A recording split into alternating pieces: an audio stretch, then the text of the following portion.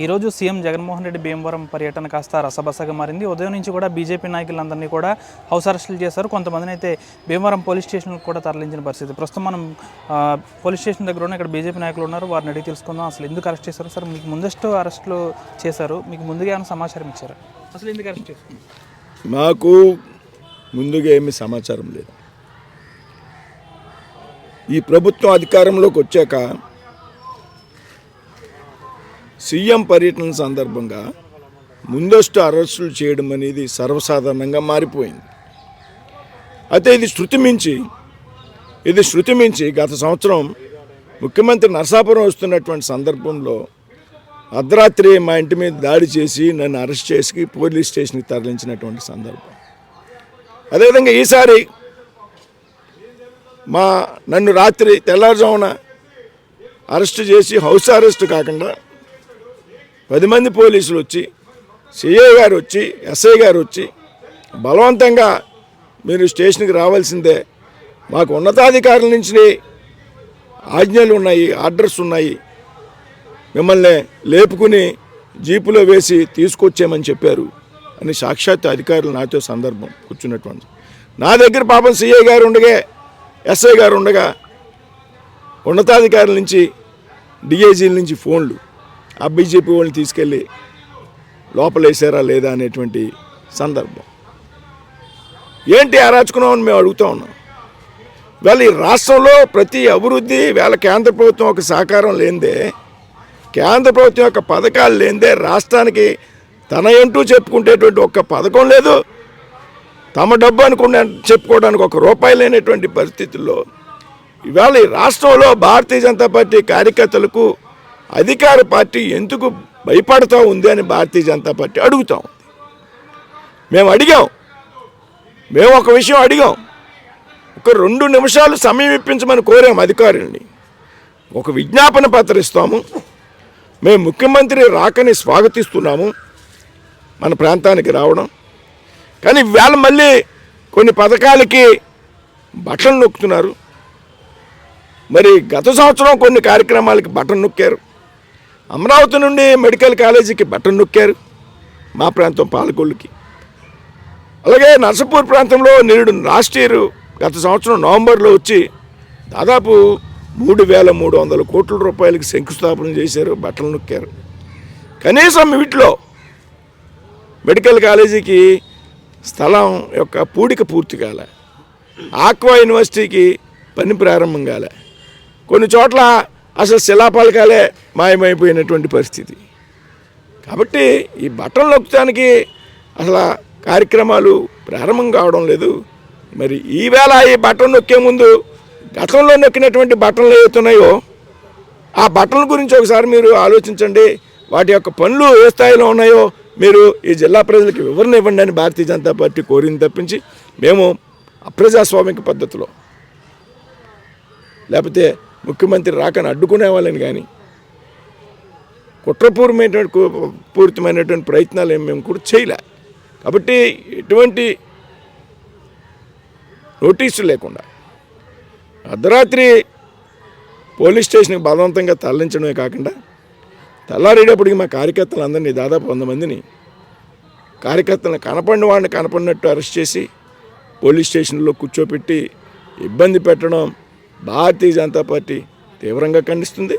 రాబోయేటువంటి రోజుల్లో నీ పతనానికి ఇది నాంది అని భారతీయ జనతా పార్టీ హెచ్చరిస్తాం. అంటే మొట్టమొదటిసారిగా నాయకులందరూ అరెస్ట్ అయ్యి లోపల ఉంటే కార్యకర్తలు బయట పోలీస్ స్టేషన్ బయట ఆందోళన చేస్తున్న పరిస్థితి మొట్టమొదటిసారిగా భీమవరంలో జరిగింది.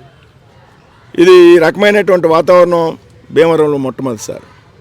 ముందుగా కొంతమంది నాయకుల్ని, నన్ను, లేకపోతే మా జిల్లా అధ్యక్షుడు, కొంతమంది మా ముఖ్యమైన నాయకులు, పట్టణాధ్యక్షులు సురేంద్ర గారిని, వీళ్ళందరినీ అరెస్ట్ చేసి పోలీస్ స్టేషన్లో పెట్టినటువంటి సందర్భంలో భీమవరం పట్టణంలో ఉన్నటువంటి భాజపా కార్యకర్తలు, పక్క ప్రాంతాల్లో ఉన్నటువంటి భాజపా కార్యకర్తలు, యువమోర్చా కార్యకర్తలు పెద్ద ఎత్తున పోలీస్ స్టేషన్కి తరలి వచ్చి వారిని వెంటనే విడుదల చేయాలి, లేకపోతే వారి అరెస్ట్కి సరైనటువంటి కారణం చెప్పాలని వాళ్ళు డిమాండ్ చేస్తున్నటువంటి సందర్భంలో వారందరినీ కూడా బలవంతంగా తొక్కిసలాట మధ్య అరెస్ట్ చేసి వారిని కూడా నిర్బంధించడం జరిగింది.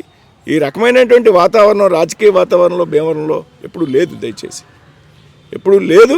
ఈ రకంగా పోలీస్ స్టేషన్ ఎదుట ఇంత ఉద్రిక్త వాతావరణం కూడా ఏర్పడినటువంటి సంగతి మేము 35 ఏళ్ళ నుంచి రాజకీయాల్లో ఉన్న విద్యార్థి స్థాయి నుంచి కూడా ఏనాడు కూడా ఈ రకమైనటువంటి పరిస్థితి నేను భీమవరంలో చూడలే. సీఎం జగన్మోహన్ రెడ్డి పర్యటన అయిపోతుంది, ఆయన వెళ్ళిపోతారు, మీరు కూడా విడుదలవుతారు అంటే కథ ఇక్కడితో మీరు ఆపేస్తారా, లేకపోతే ప్రత్యక్ష కార్యాచరణను ప్రకటించే అవకాశం ఉందా? ఈవేళ ముఖ్యమంత్రి వెళ్ళిపోయినంత మాత్రాన ఈవేళ ప్రారంభమైనటువంటి కథ ఎక్కడితో ఆగదు. ఇది ఆరంభంగా మాత్రమే భారతీయ జనతా పార్టీ భావిస్తూ ఉంది. మీరు ఆట ఆడడం ప్రారంభించారు, దాని ముగింపు ఏంటని భారతీయ జనతా పార్టీ చెప్తుంది. ఆట మీరు ప్రారంభించారు, దాన్ని ఏ విధంగా క్లోజ్ చేయాలి, ఈ ఆటలో గెలుపు ఎవరిదని భారతీయ జనతా పార్టీ తేల్చుకోవడానికి సిద్ధంగా ఉంది. అంతేకాదు, నిన్న నాకు జిల్లాలో ఉన్నటువంటి కొంతమంది వైసీపీ శాసనసభ్యులు, కొంతమంది పార్టీ ప్రముఖులు, వైసీపీ శాసనసభ్యులు ఉమ్మడి జిల్లాకు సంబంధించి భీమవరం కాదు, ఫోన్ చేసి మీరు ప్రభుత్వానికి మీ అంతటా మీరు సరెండర్ అవ్వండి, లేకపోతే పరిణామాలు తీవ్రంగా ఉంటాయి,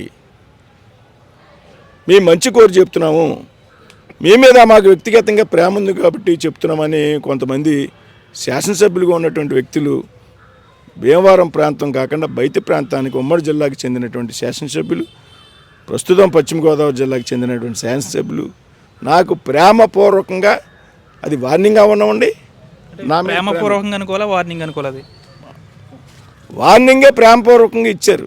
నువ్వంటే మాకు చాలా లవ్ ఉంది కాబట్టి చెప్తున్నావు.